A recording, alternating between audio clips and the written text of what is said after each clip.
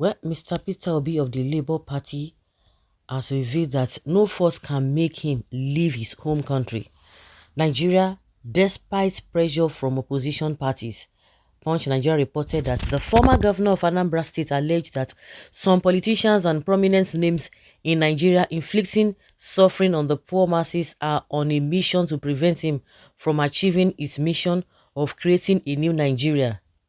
The presidential candidate of the Labour Party in the recent election noted that he won't relent until such people are chased away from their public seats in Nigeria. Mr. Obi, while speaking at the Onitsha Holiday Resort, insisted that Nigerians are passing through a lot at the hands of some politicians who are only after their personal gains. Obi, who is challenging the outcome of the 2023 presidential election, urged his supporters to stay with him as he traverses the rough path of reclaiming his allegedly stolen mandate. There's too much suffering in the country, and it is what we in Labour Party are fighting to end. There are many thieves in the country, so Labour Party is fighting to create a new Nigeria. I am here with you. Nobody is going to force me to leave Nigeria. We are fighting to the end, Obi said. Of course, there's no doubt. It's only those who do not have conscience, the people who are fighting tooth and nail, who are saying, oh, the election that produced Tinubu should just be like that. And like he said one time, he said, I'm challenging the processes, and which the process is what Nigerians, if you like, call it their obedience, whatever you want to call it, they will continue to press your neck. They are challenging the process, which the process has always been the way it has always been. But this one is different in the sense that the people, the organization, the agents, they are claimed and went around the world that, oh, this is how it's going to be. Gave a lot of people assurances, because Nigerians have been saying their votes don't count. And they came out. And when this agent that calls itself INEC, saying that we are going to do things differently, and people began to have a hope, have faith, and began to tell the people, no, like at least we have experienced in one or two states, Ekiti, Oshun, and the beavers worked, and we saw the result in real time. Don't worry, it's going to be fine, don't worry. And I think that is not even the only reason why people really came out to say, oh, they want to really go out to go and vote, because and you see that the same thing that used to happened on the gubernatorial election, because people had already lost hope in presidential election.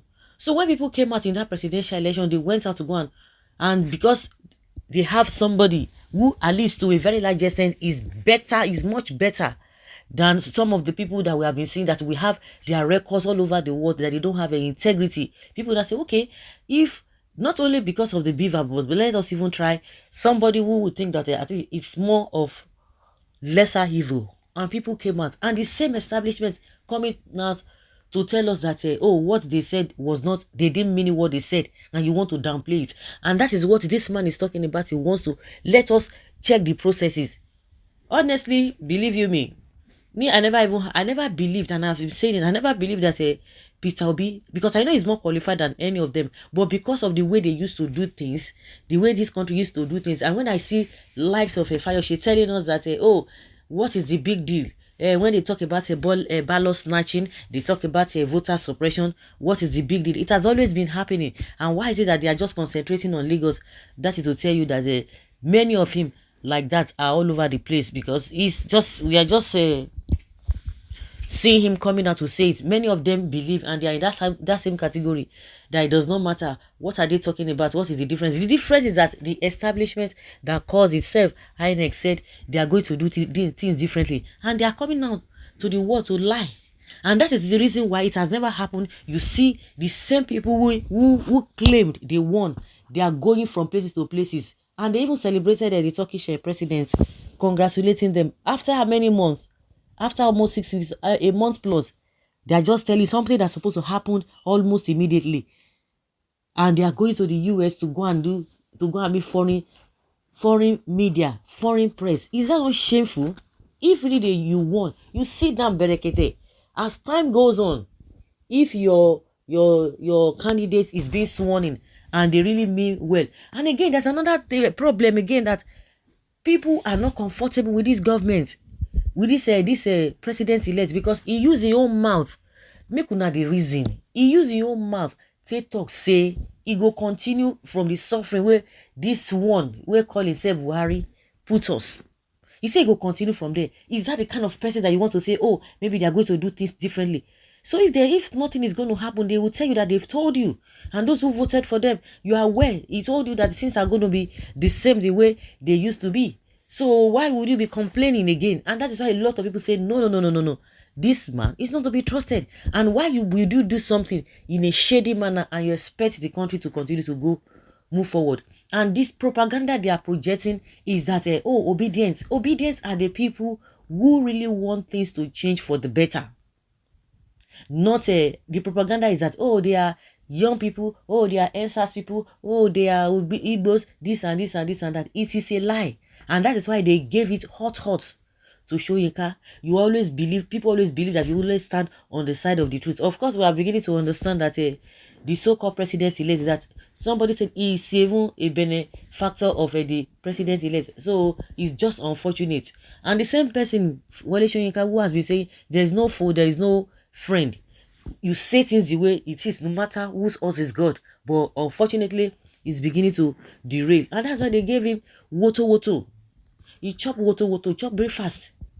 Obedient are people who want the new thing to happen.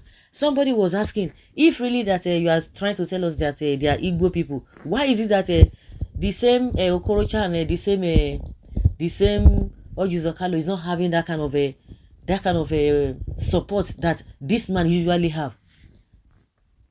It's just unfortunate. And one thing is that until you do the right thing, if you don't do the right thing, if you think that you have the instrumentality of the government, the president-elect is from APC, the government of the day who is about to hand over is APC, why are they looking for legitimacy?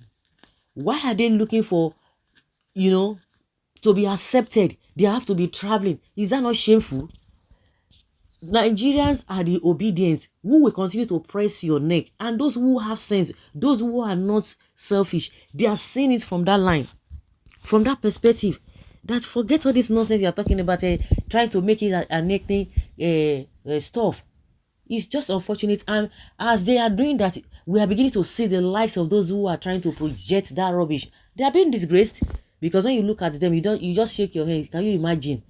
So Nigerians are the obedient who want the status quo to change for better.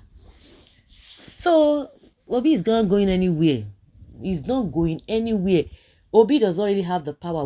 What is giving Obi that kind of giving him that kind of confidence? It is the people, because the office of the citizen is the highest office in the land.